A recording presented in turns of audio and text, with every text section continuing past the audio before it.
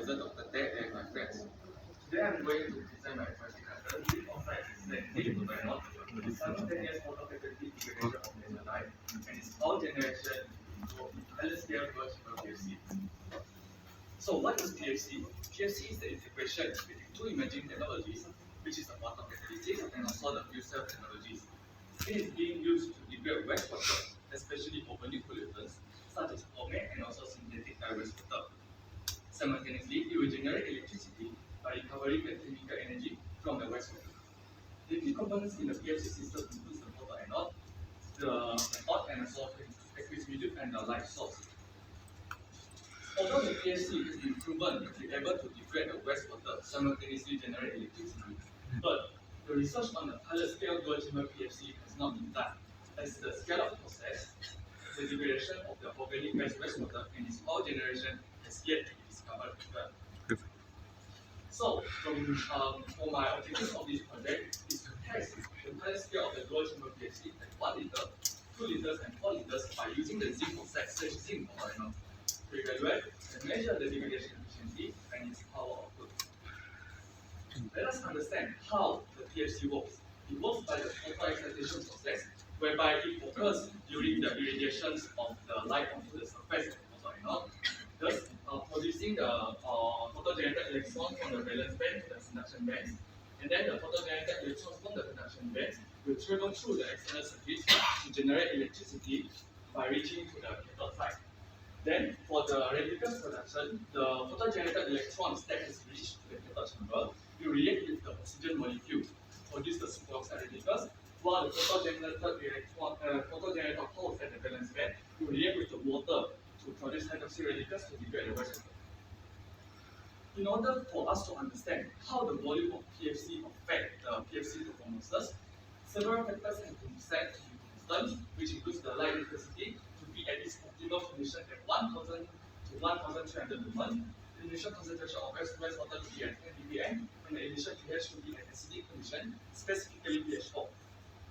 Then the concentration of the sodium hydrochloride to be at 250 ml per liter, and the cathode chamber should be radiated with oxygen. Generally, the contact hour of the PFC system should be around 4 to 8 hours.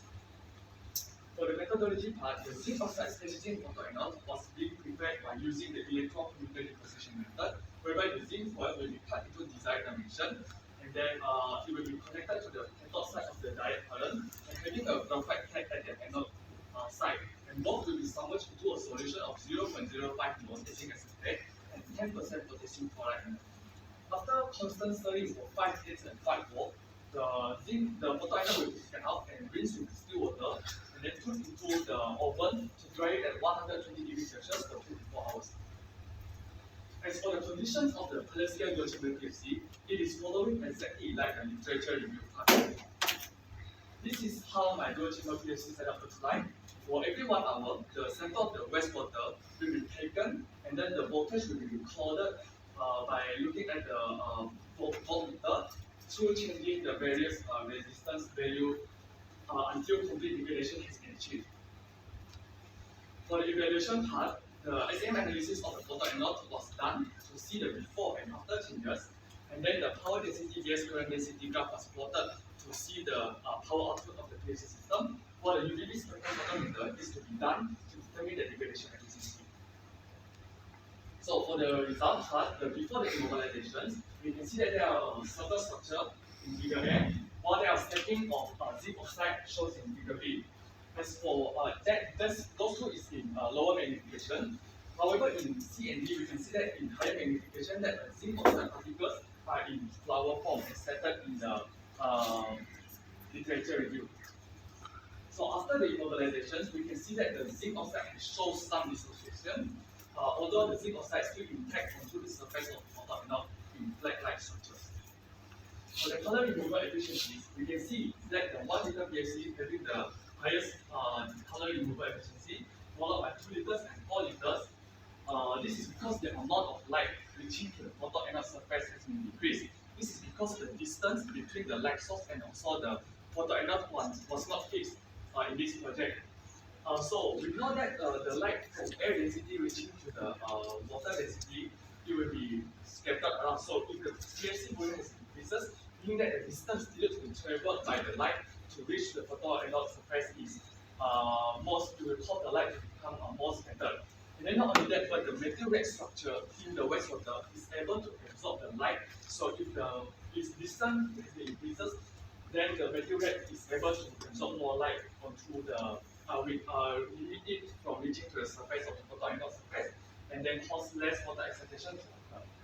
After that is the material used as the chamber is not the same as well. Because for 1 liter PFC and also 2 liter PFC, I'm using the polyethylene terephthalate, which is more transparent and optical clarity, while the 4 liters I'm using polypropylene properties, which allow less light to pass through.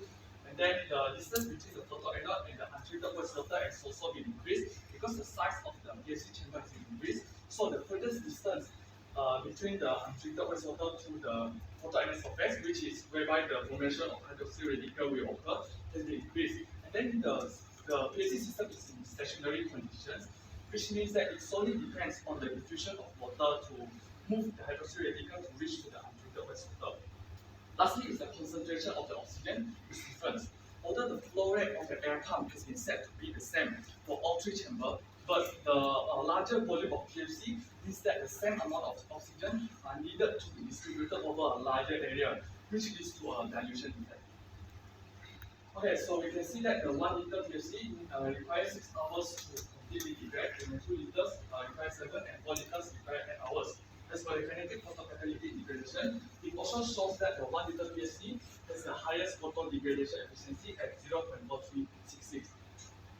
For the power generation, we can see again the same trend, whereby the 1 liter PFC will have a higher power density, followed by 2 liters and also 4 liters, which is because the higher volume of PFC will have higher possibility for current leakage to occur.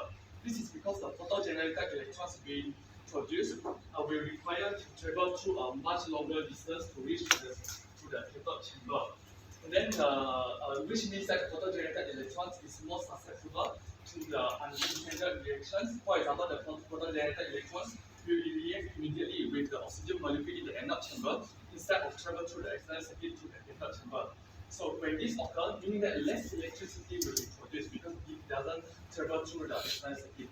And then the electron hole pair recombination is also another factor, whereby we already talked about before that the concentration of the oxygen is not the same for all 3 chambers, and then in higher volume of PFC it has a lower amount of oxygen.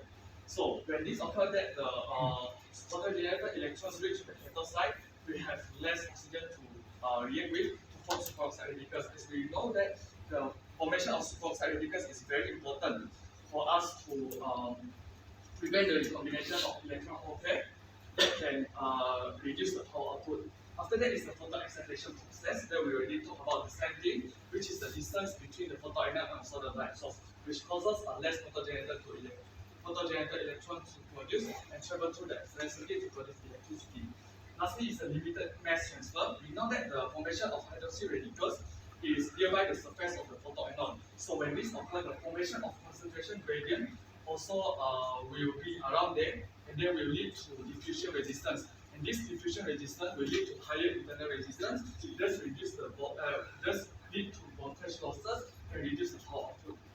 So in conclusion, it is to be concluded that the higher the volume of PFC, the lower is the degradation efficiency and its power output. As increased volume of PFC will lead to increased performance of PFC. That's all from me. Thank you.